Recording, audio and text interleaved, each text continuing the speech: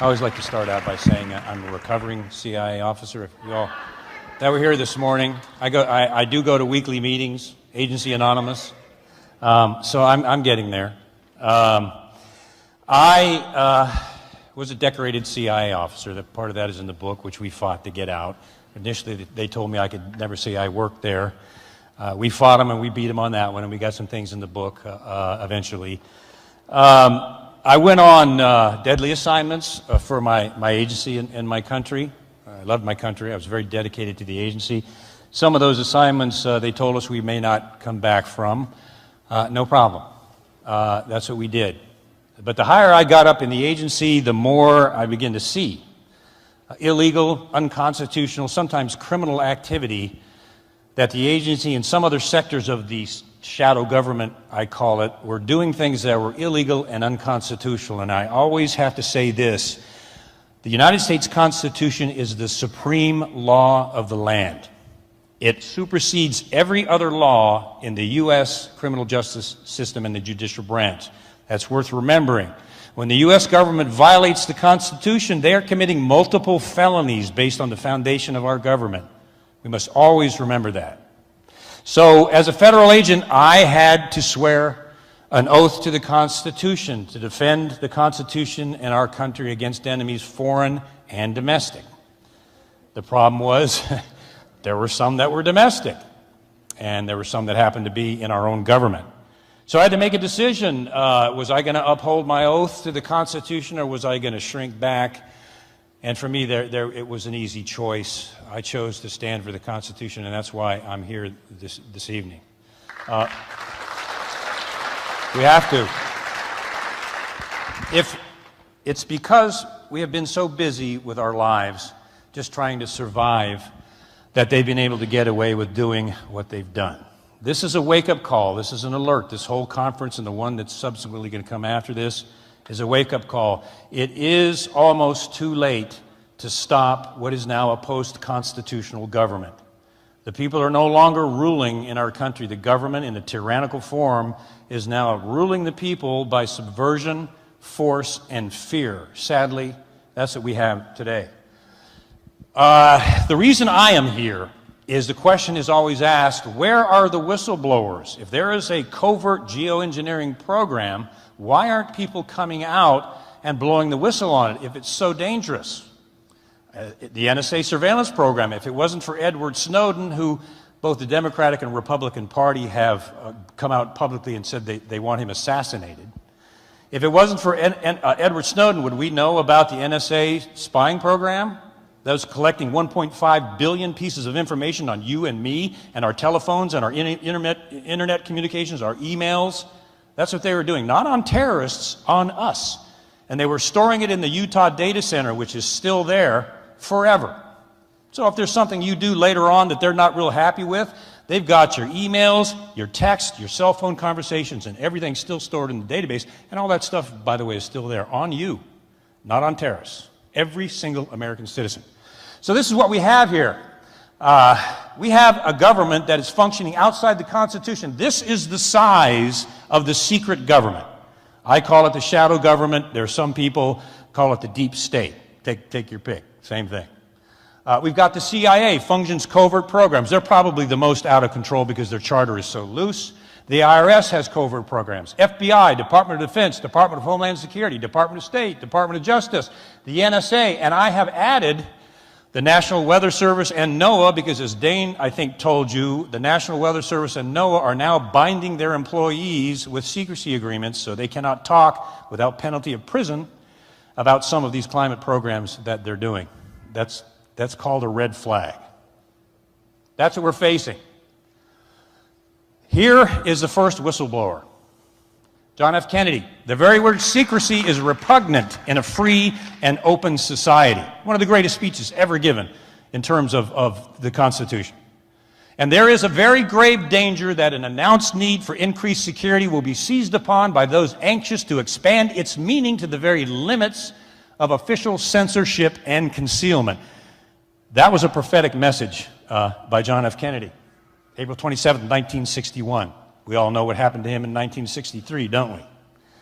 They had identified, John F. Kennedy and Robert had identified mafia connections within the CIA. There was an assassination program. They engaged in the Bay of Pigs without his knowledge.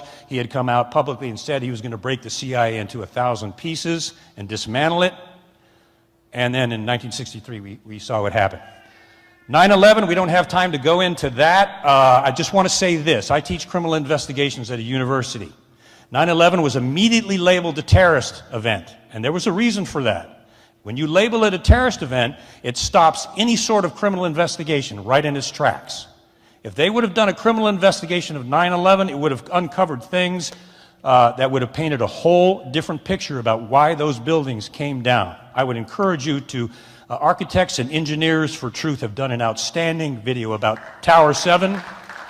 Tower 7 was not hit by a plane, and it came down under controlled definition. Now, I'm a former CIA analyst, and I'm saying that based on a whole lot of research. That was not done by a plane. And just finally, when the towers came down, hundreds of tons of metal, steel, marble, and concrete turned to dust before it hit the ground. So much so that there was almost no seismic activity when the buildings hit the ground. It was all dust.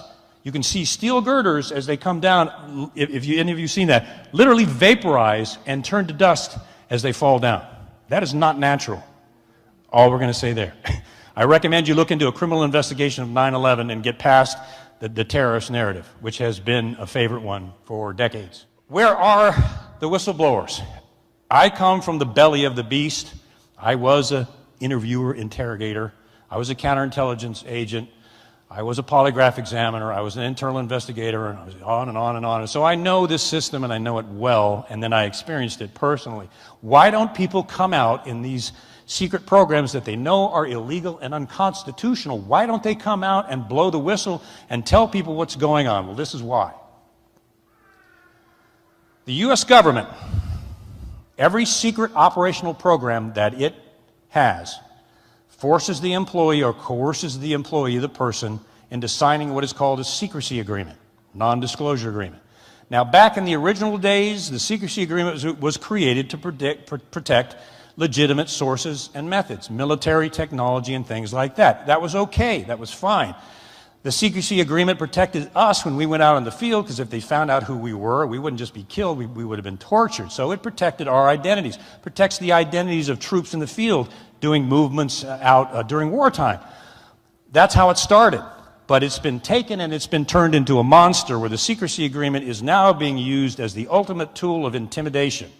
Every employee that gets a job and obtains knowledge of these covert programs, the Air Force geoengineering program, in my opinion, has to sign this agreement. What the agreement says is, if you disclose anything that you know about this program, you can be terminated or you can force criminal penalties. In other words, you can be put in prison. Good friend, we hope will be speaking at our next event, was put in prison by the CIA for 2 years. That he exposed the torture program, which was a lot more than waterboarding, folks. As a matter of fact, they got almost nothing out of waterboarding. People died. It was bad. Anyway, he came out publicly, talked about the torture program, made one mistake, one wrong word. They convicted him, John Kirikow, and they put him in prison for 2 years. Modern-day hero. Just got out. So served 2 years for coming out and trying to alert people about what was going on. I was talking to somebody in the back. I have to watch every single word I say because they are just waiting for one thing. And so it's a constant screen. You don't want to give them any ammunition to put in their gun. So there's binding power, penalties, and threats for the secrecy agreement. That stops 99% of the people right there. Oh man, I'm not going there. I'll just look the other way. I don't want to go to jail. I don't want to lose my job. I don't want my life destroyed. Now, there is a massive, mammoth, complex, secret mechanism in the U.S. government. It's called the intelligence community. It is so powerful that not even the Congress or the Senate can control it. Matter of fact, it controls them. It does whatever it wants. They have these Senate investigations, and they'll come and they say, sorry, Senator, we can't tell you what we're doing because you don't have the agency clearance. And that's where it's shut down. Benghazi is an example. The NSA surveillance program is an example. Where did those go? Nowhere. I sit on the Citizens Commission of Benghazi, and that's a whole other story, maybe the next conference. Anyway, It began in 1948. I talk about this in the book real quickly. An Air Force B-2 bomber had 4 RCA civilian engineers on board. The plane went down in a horrible accident. A couple of the pilots parachuted out. All 4 engineers were killed in a horrible crash. The widows of the engineers demanded to know from the Air Force why the plane crashed and why their husbands died. The Air Force came back and said, well, we can't tell you that because it's secret. Turns out it was gross negligence on behalf of the pilot. Drove the plane into the ground. Hit the wrong flaps, hit the thruster instead of the opposite, and literally drove that bomber right into the farmland. I've been to the site. I have pictures of it in the book. So the families pushed it and said, no, it wasn't classified. You can't do that. We're suing you for the death of our husbands. So the United States government, the executive branch, created what's called the state's secrets privilege. The state's secrets privilege was literally, the wording was derived from the monarchy of the King of England, which gave the King of England absolute power to shut down any case they deemed was unacceptable. Just shut it down. The state secrets privilege was used to shut down these 4 widows' case. It was shut down. It was sealed in federal court so that no one, including Congress, the Senate, and their attorneys, would ever see it. That's where this all began in 1948. And it's gotten far worse from there. People who have been made sick, or their family or anyone else, they have lost all their rights to due process. They're not told that. I found that out the hard way when I tried to sue the government, and they came back and said, sorry, pal, you don't have any rights. So I took a different course, which I'll tell you about here in a moment. So that's how they shut them up too. There is within each federal agency, now remember, since 1948, this procedure has been perfected. It is a science to destroy a whistleblower from the very beginning. They come to a supervisor. They may even have the courage to call their congressman or senator about this illegal operation. And the first thing that happens is they start getting promotions denied, even though they're top performers. Their promotions are denied. They're given embarrassing assignments where they're put in the corner of a building somewhere so that everybody knows that they're being penalized for this. If they continue to blow the whistle and push it even farther, they'll do things like this. I have seen this personally. They'll raise the interest rates on the credit union loans so that their cars and other loans are unaffordable. If they try to pull out their retirement funds to provide for their family, especially in the case where they've been driven out of the organization will block their retirement funds so the family will be destroyed financially. Now that is a felony. For a federal agency to deny the retirement funds of an employee is a felony. I've seen them do that. And it was an interesting case. They will do that. Now, another thing that they will do, just so you all know this, and I want the public to know this too, what they'll do is they'll say, okay, we can see that you're very stressed out by all this, and we want to help you. So we're going to refer you to the Office of Medical Services so you can undergo some psychological counseling to help you sleep at night and make you better and get rid of your anxiety. So we're going to set up an appointment for you to meet with a psychologist. Now, where do you suppose that goes? The interview's over, the document is falsified, employee is paranoid, obsessive, compulsive, and disgruntled. That goes in the file, so if it ever does get to the Congress or Senate or court, they pull out and say, well, look, he or she went under an evaluation and they're basically unstable, end of story, shut the case down. Part of an intentional process. It is a campaign. Inspector generals, you guys, you know that every federal agency has an IG, an inspector general, right? They're created, supposedly, to oversee that agency and keep it out of criminal activity, right? Well, wrong. A lot of inspector generals, now I have to give some kudos to the state IG because they helped me expose one particular operation. My agency's IG, I submitted a 15-page complex documented report documenting my family was exposed to toxins. My wife was bleeding out of her gums. She was bruising all over her body. She had lost her short-term memory. She was on morphine because of severe headaches because of the toxins they didn't want people to know about that she was being exposed to. That's what they didn't want people to know. So I submitted this document to the IG. Look, I did secret tests. I ran samples out to certain reputable universities. I secretly flew my son out for medical evaluation with a well-known immunologist. I got it all back, put it all together, went into their desk, laid it on there and said, tell me there's no toxins on this base. So they got the IG involved. We go into the big meeting with the IG, and I said, bring out my investigation, my report. Well, we don't know where it is. Now, I've been told by other officers that the roof was being raised off headquarters because of this case. Reporters were calling from all over the place trying to get information. Headquarters was freaking out. They knew darn well what this case was. So I pressed them. I had my two courageous attorneys there, Clint Blackman and George Hardy. And I always say this, God bless you guys. I love you, man. They had courage, and I hope someday they get the credit for that. But we got the IG finally to pull out my investigative report that had all this evidence in it. What did we get? We got a one-page document written in someone else's handwriting that said that there was no problem at all, and their investigation had revealed nothing. So, are IGs always objective and honest? If they have interest in that organization, I can tell you right now, no. Should be, but they're not. Because of all of this, within these federal agencies, the NSA, the CIA, the DI, any agency that, especially the covert agencies that engage in nefarious operational programs, there is a culture of fear. You guys out there that still work there know what I'm talking about. Everyone, I used to call it the paranoia palace. Everybody inside there is afraid of saying anything because they know about this system. They will destroy you. They'll destroy your career, they'll destroy your finances, they'll destroy your family, they'll take you all the way down as far as they can, even from the outside. You remember Gary Webb, who exposed the CIA drug running operation down in Central America? Anybody know about that out there? Gary Webb eventually was driven to suicide. Remember that? Did anybody see the movie? Yeah, you see the movie. They destroyed his career, his reputation, his life, his family, and then he was found dead of a gunshot wound in a hotel room. The perfect crime. Drive him to suicide, and there's no culpability, and your problem is gone. Frank Olson jumped out of the CIA LSD program, jumped out of I think it was a 6-story window of a hotel room, committed suicide because he had found out that the CIA was drugging people with LSD without their knowledge. What a coincidence. Frank commits suicide. John F. Kennedy, again. How far will they go? Will they go that far? I think we all know the answer to that. And in a constitutional government, that's alarming, at the very least. Now, they tell us, 2012, the Congress and the Senate came out with, we're going to take care of this.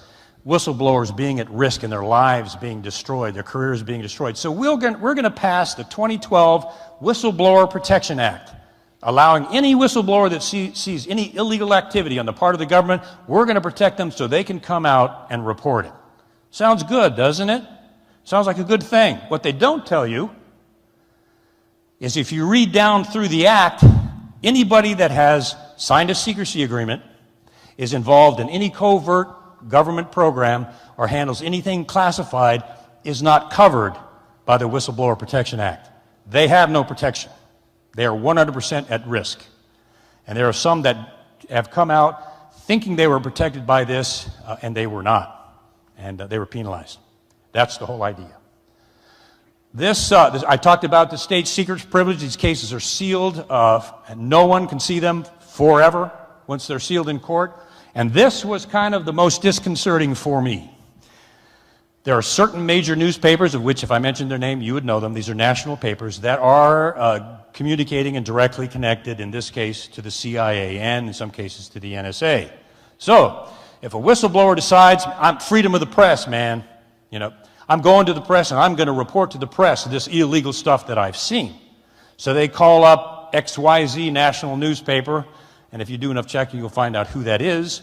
I want to tell you my story. I want to tell you what I've seen. In this case, the reporter got right on the phone, contacted the CIA, and told them what this person had just reported for the story. That has been done several times with this paper.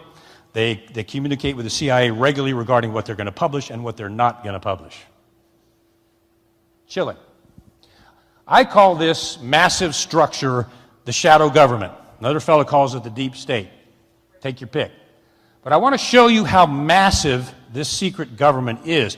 Now, this is since 9/11. I can tell you a lot of this was pre-existing 9/11. Most people think that the NSA surveillance program was a result of 9/11. Isn't that what you've been told? The NSA surveillance program existed before 9/11 happened. That's what they're not telling you. 1,271 government organizations involved in secrecy within the United States. 1,931 private companies, large private companies, involved in secrecy in the United States, bound by the secrecy agreement. 10,000 intelligence locations across the United States. Did you get that? 10,000 secret locations, not overseas, not in China, not in Indonesia, not inside the United States. Now, the CIA legally is only supposed to have a foreign charter. Anybody know that? It was forbidden from having any operations within the United States. That was its restraint. That restraint is now gone. 10,000 locations, 4.8 million Americans, and that's just the ones we know of, hold government security clearances and are bound by and threatened by the secrecy agreement to stay silent. Now, the figure's a lot bigger than that, but that's a lot of people and their families and everybody that they're connected to. Do you think they're going to speak up if it means total destruction? Probably not. 854,000 people hold top secret security clearances, which has severe penalties, and there's compartments above that, some of which I had, that have even stricter penalties. But that is the number of people that have top secret security clearances where they've got the keys to the kingdom, essentially. Each one of these agencies employs the secrecy agreement as a binding tool. Now, it used to be to protect legitimate classified information. It has morphed into a threat. Why do they have to bind people like that? I am a huge proponent of the truth, and I am really, really against secrecy in a constitutional government unless it's absolutely necessary. Why would the National Weather Service make a weather program secret and make people sign a non-disclosure form? You got to ask that question. The military-industrial complex, tens of thousands of government contractors. The government comes, for example, most people don't know this, the CIA has a technical firm it's created called In-Q-Tel. In-Q-Tel offered, I think it was a $5 million contract to Google. Now, what they do is they come to these companies and they say, hey, we'll give you a contract for $5 million, $20 million, and most companies are thirsty and they're out trying to get contracts to survive. So they'll say, oh, but we'll take the contract. Google took the contract, $5 million contract. They are now joined with the CIA In-Q-Tel. What are they doing? They're doing research on trends on the internet and Facebook. They're monitoring the internet is what they're doing. Let me just break that down for you. Now, do you think any of the Google executives can talk about the program?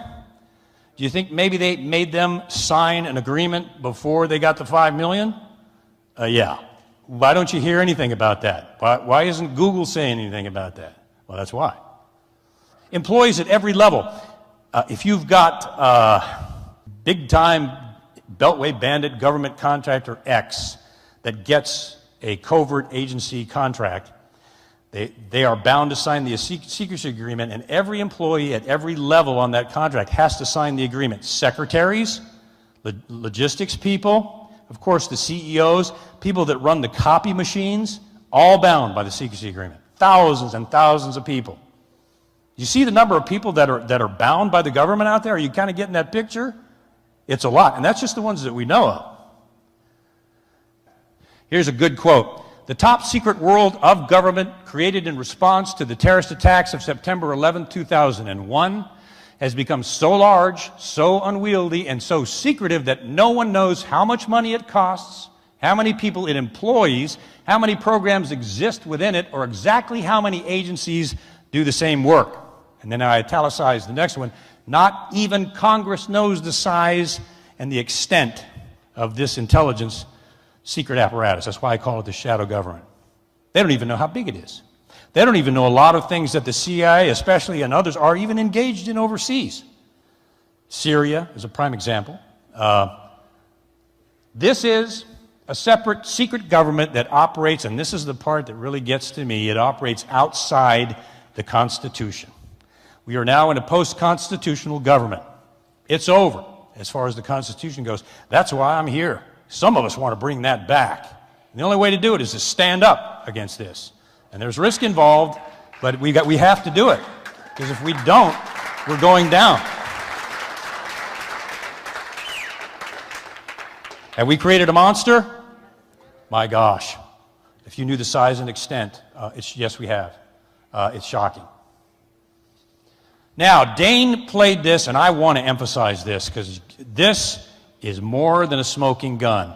When the director of the CIA comes out, anybody know anything about the Council on Foreign Relations?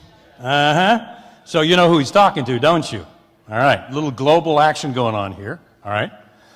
But when the director of the CIA comes out and makes a speech, every word is refined, winnowed down, and everything he says means something. Everything. Listen to what he says. Another example is the array of technologies often referred to collectively as geoengineering. Kudos to Dane. They're coming out and they're saying it. That potentially could help reverse the warming effects of global climate change, one that has gained my personal attention. Geoengineering has gained the personal attention of the director of the CIA. That means something. Is stratospheric aerosol injection, or SAI. Now let me tell you, based on my humble and meek experience, when the CIA comes out and admits something like this, they've been doing it for at least 20 years. That's the first thing. The second thing is, it's about to be exposed. Or he wouldn't be saying this. This is beyond a smoking gun. Now, some people will say, you just got that off a conspiracy internet website. I mean, come on. Well, you know where I got this from? CIA.gov, the CIA's own website. They're putting it out there on their website in writing. Now, why would they do that? Unless it's the two things I just talked about. They've been doing it for a while, and the cat's about to come out of the bag. The Vax people are going to do such a much better job in this, but I just wanted to mention, because I hate cover-ups, because I lived one, personally. And that's what's happening with the vaccine-autism connection in a big way.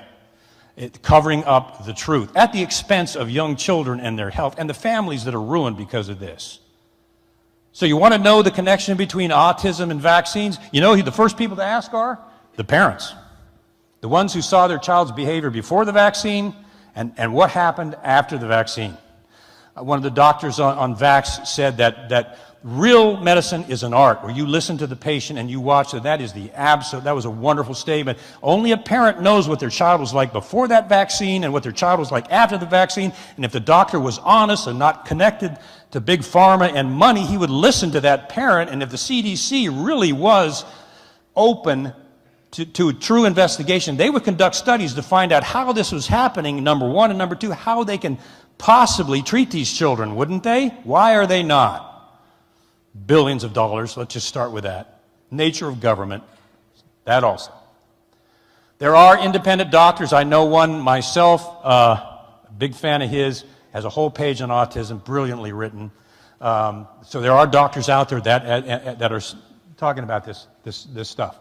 I want to give kudos to the courageous lawyers that are standing up for this stuff. You guys and ladies are in here. Hats off to you, man. That's raw courage. That's the kind of courage we need. And I'm telling you, if there's attorneys watching this, your country is at stake. Your freedom is at stake. This is the final hour. We are coming down to the perfect storm. Put your reputation down and come out and stand with these people and have the guts and the courage to support your Constitution, because if you don't, we've got maybe half a decade at most before this comes down. So thank you to the attorneys for that. That is true courage. The Vax people will talk about this. The CDC insider that is going to be talking about some of these things. There are some people still out there that have courage. That's what we need today, is that kind of courage. The age of cowardice in the United States, and being caught up in your pension, and being caught up in how much you make, and your next promotion, and your granite countertops, and all of that, those days are gone. We're on the precipice of big danger environmentally and economically. The dollar will collapse. Okay, so what do? I saw this happen to me personally. My wife, and especially my oldest son, were almost terminal. They covered it up. They told me I could never say I worked for the CIA. They told them they could never tell anybody about their case because of the state secrets privilege. What do you do in a case like that? Well, there's only one thing to do. You write an expose. So I wrote From the Company of Shadows. Not for self-glorification, trust me. There was none of it in that. It was one heck of a battle. When the book was written, I'll show you an excerpt. This is one of the excerpts from the book, one of the pages of many. There is nothing classified in this excerpt at all. Nothing. It's talking about Blackout began receiving threatening letters accusing them of security violations and commanding them not to exchange correspondence with our family. And just a system that they used of intimidation is what it's talking about. And they blacked it out. Now, based on an executive order issued by President Ronald Reagan, for the CIA to black information out because of negligence or because of it's embarrassing is illegal. It's criminal to do that. Violation of the Constitution, supreme law of the land. Well, they did. So, here's another excerpt from the book. Now, this talks about what they do to the families. They take away their names. They give them fake names like the Doe family. There's fake names here that are blacked out. They're not even their real names. They're fake names, but they black them out. Because they don't want you to know that they use fake names to cover the identities of innocent mothers and children who have been exposed to serious toxins in a secret government program. This picture that I put in the book has a lot of meaning. I'll explain that to you in a moment. Down at the bottom, Blackout's identities and case facts are hidden in secret. That's not even their name behind that blackout. It's a general term. They didn't want anybody to know that they do this to civilians. Real important. So what did I do? I call this in chapter 25, the tyranny of secrecy. We have a tyrannical government that is now functioning with a huge abuse of secrecy and silencing anybody that will stand against it by classifying everything. This photograph here, when I wrote the book and they blacked these things out, I had a decision to make. What am I going to do about this? I swore an oath to the Constitution. Who's going to win? Government intimidation or the Constitution? Well, it's a painful choice, but it's kind of an easy one. So I built a code into the book. I refer to it as a shadow code, and there are things in it like this. This shadow is the actual shadow of the young man that almost died from this toxic exposure. They didn't know whose shadow that was. They do now. Down here, it says, my family was devastated by our government's abuse of blackout. They don't want you to know how they tried to silence me. They blacked it out. Although it's out there in the public in other places. There's studies this thick written on that thing. So I built a code into the book. It's a numerical code, and it weaves through there. And if you follow the numerical sequence, it opens up what these blackouts actually say and what they use to try to silence our family. Okay? I learned one thing. If you play by their rules, they will destroy you. If you realize that freedom is only in the truth and you come out full bore and just lay it out there, that's probably why I'm still alive today. You go out on the internet and you see things like, I'm surprised this guy's not in a dumpster. Well, I'm still alive because I came out. I have this thing called the Constitution and freedom of speech. I came out full bore and made this stuff public. If you fear them, they have you. That's how they do it. They manipulate the American people through intimidation and fear. Do not fear. If you don't fear the government, you're truly free. So, as I wrap this up, this is a time for courage. As I mentioned, the age of cowardice in the United States or being too busy trying to survive, those days are gone. The environment is collapsing. Our economy is on the verge of collapse. The federal government has programs in place that when the economy does collapse, to take care of civil unrest in a very extreme fashion. Some of you know about that. It's a very serious time. It's a time for courage. It's a time for truth. Secret activity, especially illegal secret activity, is like scorpions and cockroaches. You turn the light on and they can't handle it, man. They scramble for the nearest bookshelf or what, right? So it is with government. The Founding Fathers wrote document after document after document saying the Constitution was created to protect the people from the tyranny of government because government will go evil every time. That's its nature. The Bill of Rights was not written to govern the people. It was written to protect the people from the tyranny of government. That's the whole reason it was written. Courageous people like Dane, Geoengineering Watch. Does that look like a normal sky to you? God bless Dane for what he's doing. You know, he is doing this out of character, really. Raw courage and character at personal sacrifice. And I'll have to tell you, Dane is the one that got me to come back in from the wilderness, from off the grid, because I had seen this go up to such high levels, and I know some of the penetrations in the media. I had just had it. So I went off building my little off-the-grid farm and put up our solar panels, and I think Dane worked me over for a couple of months. And finally I said, you know, this guy's really a man of integrity, and I'll do it. And that's why I'm here, honestly. It's because of Dane. So I thank you, Dane. I appreciate that. Amen. I have to sit, my wife and I have to sit on our beautiful off-the-grid farm, get up in the morning, and we have to see this sky over Vidalia, Georgia. What used to be a beautiful blue sky, we have to sit there and watch this on a Monday, 94 degrees centigrade, 9 o'clock in the morning.